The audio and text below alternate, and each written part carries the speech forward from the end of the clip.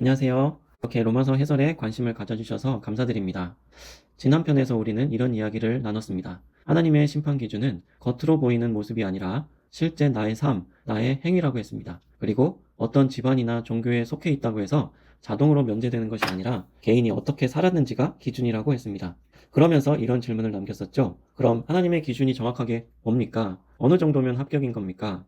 오늘 로마서 2장 12절부터 16절에서 바울은 그 기준을 조금 더 구체적으로 설명합니다. 그리고 솔직히 말씀드리면 이 내용은 꽤 충격적입니다. 왜냐하면 하나님의 기준이 우리가 생각하는 것보다 훨씬 깊은 곳까지 들어가기 때문입니다. 12절, 13절을 먼저 읽겠습니다. 무릇 율법 없이 범죄하는 자는 또한 율법 없이 망하고 무릇 율법이 있고 범죄하는 자는 율법으로 말미암아 심판을 받으리라. 하나님 앞에서는 율법을 듣는 자가 의인이 아니요 율법을 행하는 자라야 의롭다 하심을 얻으리니. 율법이란 하나님이 정해놓으신 옳고 그름의 기준을 사람들에게 풀어서 설명해 주신 것입니다. 그 중에는 우리가 잘 아는 것들이 있습니다. 우상 숭배하지 말라, 간음하지 말라, 살인하지 말라 같은 것들이죠. 그런데 나는 이런 것 전혀 안 했는데요? 라고 생각하시는 분도 계실 것 같습니다. 잠깐 하나씩 살펴볼까요? 첫째, 우상 숭배. 저는 어떤 신상 앞에 머리를 조아리거나 재물을 바친 적이 없어요.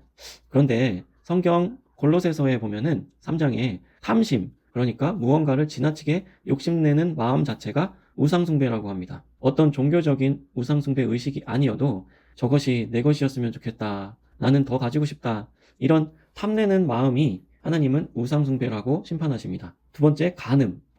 간음이라뇨. 저는 성적 범죄를 생각해 본 적도 없습니다. 그런데 예수님은 산상수훈 말씀에서 이렇게 말씀하셨습니다. 여자를 보고 음욕을 품으면 이미 마음으로 간음을 한 것이다. 행동으로 옮기지 않았어도 그 마음이 이미 하나님 앞에서는 간음이라는 것입니다. 하나 더 살펴볼까요? 살인.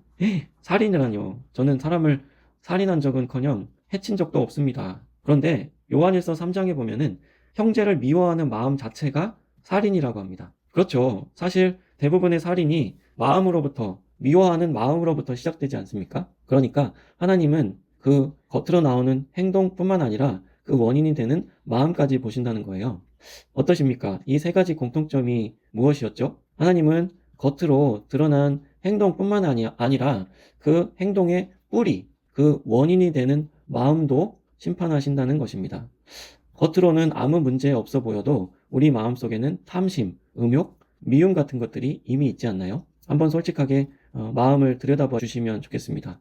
여기서 이런 반론이 나올 수 있습니다. 그 기준들은 성경에 있는 건데 저는 성경을 잘 모릅니다. 율법을 들어본 적 없습니다. 그러니까 모르고 한 거니까 괜찮지 않을까요? 바울은 이 반론에도 명확하게 답합니다.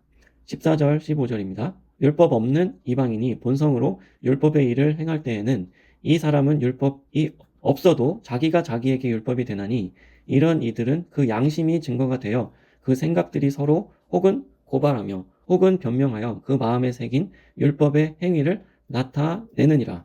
자, 성경을 몰라도 하나님을 들어본 적 없어도 우리 안에는 이미 심겨져 있는 것이 있다는 것입니다. 지난번에 살펴본 대로 바로 그것은 양심입니다. 아무도 가르쳐주지 않아도 우리는 압니다. 힘없는 사람을 괴롭히면 나쁘다는 것, 약속을 어기면 안 된다는 것, 남을 속이면 안 된다는 것을 압니다.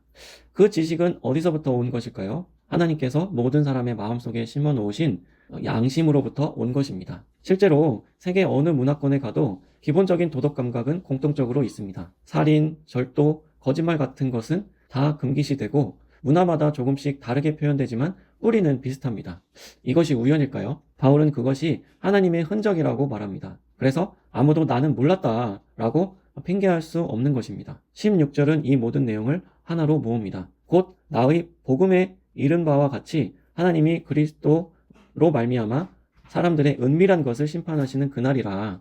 은밀한 것, 남들에게 들키지 않는 것, 아무도 모르는 내 속마음, 인터넷 검색 기록에도 남기지 않는 생각들, 자다가 깨어나 혼자 끌어안았던 그 어두운 감정들. 하나님은 그것까지 보신다고 합니다. 다른 사람들은 얼마든지 속일 수 있습니다. 착한 사람처럼 보일 수도 있습니다. 사람들 앞에서는 얼마든지 꾸밀 수 있습니다. 하지만 하나님 앞에서는 다릅니다. 히브리서 4장에 보면 하나님 말씀이 영혼과 영, 관절과 골수를 찔러 쪼개기까지 한다고 표현합니다.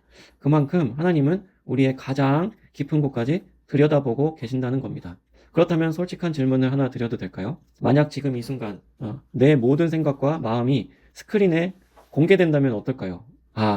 아마 우리 모두 그것을 원하지는 않을 것 같습니다.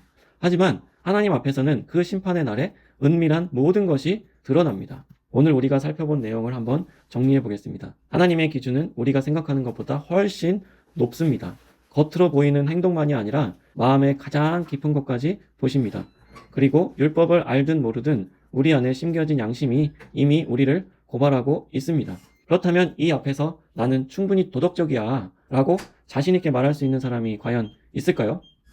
사실 바울이 이 모든 이야기를 하는 이유는 우리를 정죄하거나 절망시키기 위해서가 아닙니다. 지난번에 말씀드린 대로 의사가 환자에게 병명을 알려주는 것은 환자를 낙심시키려는 것이 아니고 치료를 잘 받게 하기 위함이잖아요. 마찬가지입니다. 우리가 스스로 고칠 수 없는 이 문제를 직면하게 하는 것은 우리에게 해결책이 있다는 것을 알려주기 위해서입니다. 바울이 로마서 1장에서 선언한 것을 기억하시나요? 복음은 모든 믿는 자에게 구원을 주시는 하나님의 능력이다. 율법도 도덕도 종교적 의식도 우리를 구원할 수 없습니다. 우리 마음 깊은 곳까지 다 아시는 하나님 앞에서 우리의 힘으로는 합격할 수가 없습니다. 그런데 하나님은 우리를 그냥 포기하지 않으셨습니다. 우리가 스스로 해결할 수 없는 그 문제를 해결해 주시기 위해서 하나님께서 아들 예수 그리스도를 이 땅에 보내주셨습니다. 이것이 복음입니다. 그리고 우리가 로마서를 계속 읽어가면서 살펴보게 될 내용입니다. 오늘도 끝까지 들어주셔서 감사드립니다.